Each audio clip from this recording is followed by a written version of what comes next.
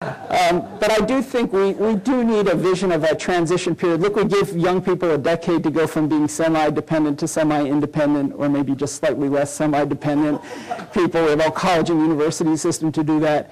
We're going to need to be not only understand the need for a transition period for people to rest up and retool in this phase of life, but create a whole new set of social institutions.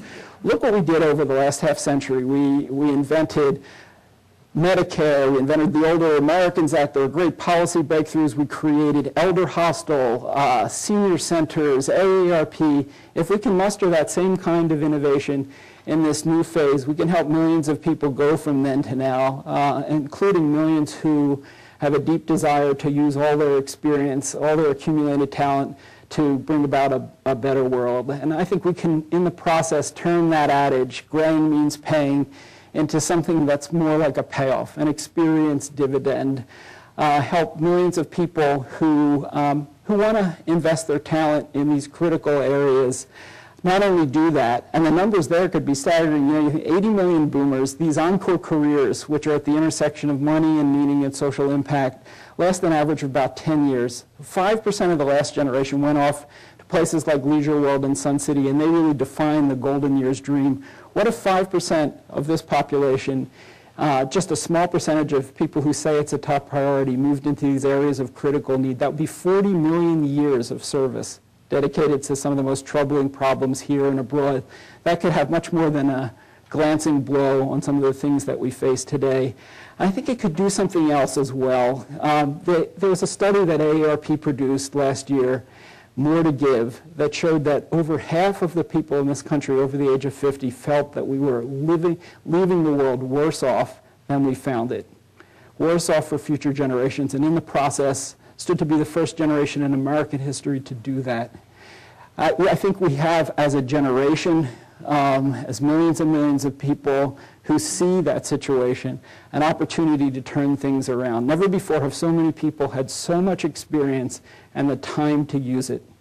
And I think that we, in the process, can turn the boomers. You know, we know the greatest generation for what they accomplished, not for when they were born. We know the boomers mostly for their size and from being born between 1946 and 1964, from Generation B to Generation E, a generation that got a second chance, got to work, and made the fullest use of it. John Gardner, who was my mentor, who won the Presidential Medal of Freedom in 1964, before he did everything that he's remembered for, before he implemented Medicare and the Older Americans Act as Lyndon Johnson's Secretary of Health, Education, and Welfare, before he created Common Cause, the White House Fellows Program, and so much else.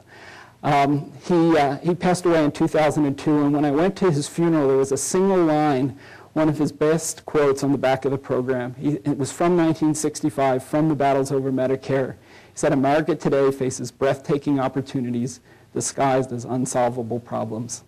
Thank you.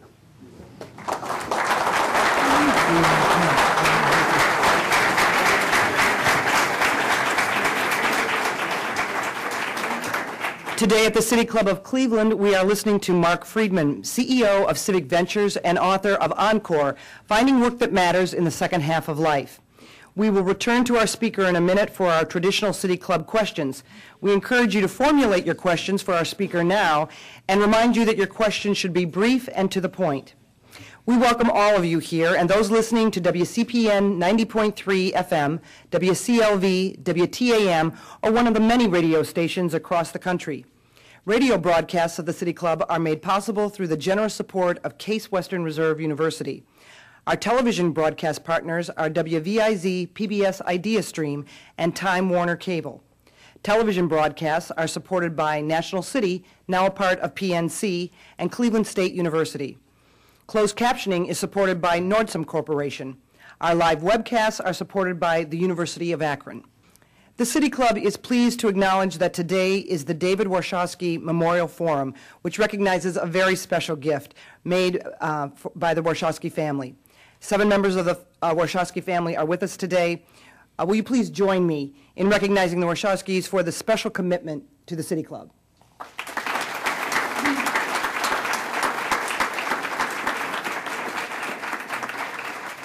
Also today, we are pleased to welcome guests at tables hosted by Baker Hostetler, Benjamin Rhodes, and Judson Services. Now, we would like to return to our speaker for our traditional City Club question and answer period. We welcome questions from everyone, including guests. Holding the microphones today are City Club Development Director Jessica Leary-Allen and Education and Outreach Coordinator Deborah Agasti. Now, first question, please. Mr. Freedman, in talking about aging throughout the world, you specifically mentioned Japan and China. Is it true that in those countries and in other Eastern Asiatic countries there's a special veneration given to older people, a special respect? And if so, how do you account for that? And why don't we have that in this country?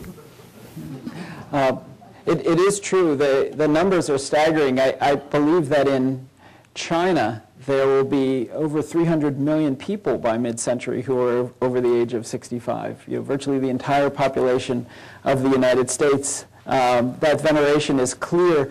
But what I think people often forget is that we as a nation started with the same kind of veneration, our own sort of American version. But if you go back to the Puritans, they had a wonderful expression, a hoary head is a crown of gold. And I didn't know what hoary meant. I had to look it up. I felt very unpuritanical.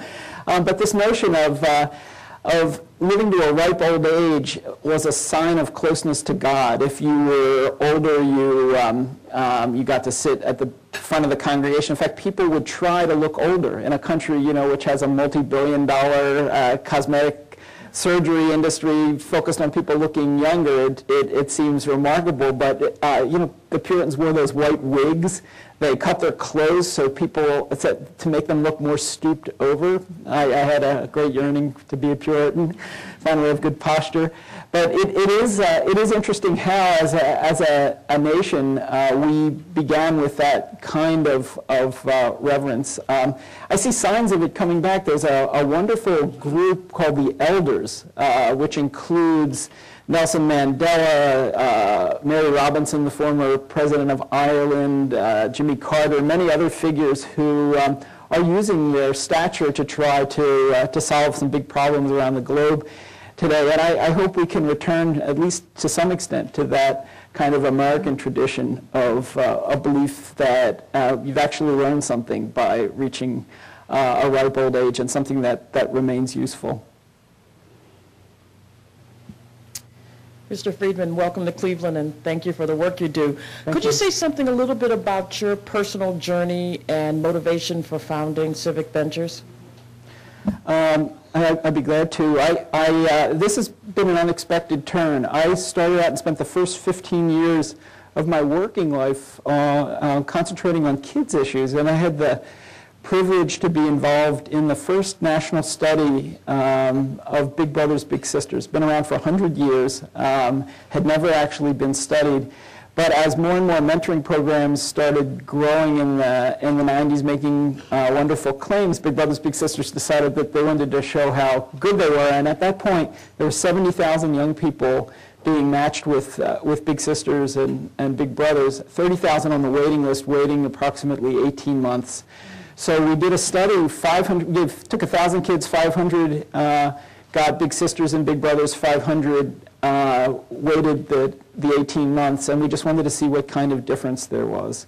At the end of 18 months, there was a 46% difference in kids starting to use drugs, a 33% difference in violent behavior, a 50% difference in truancy. And what was even more remarkable is it turns out that that mentoring success is counterintuitive. The key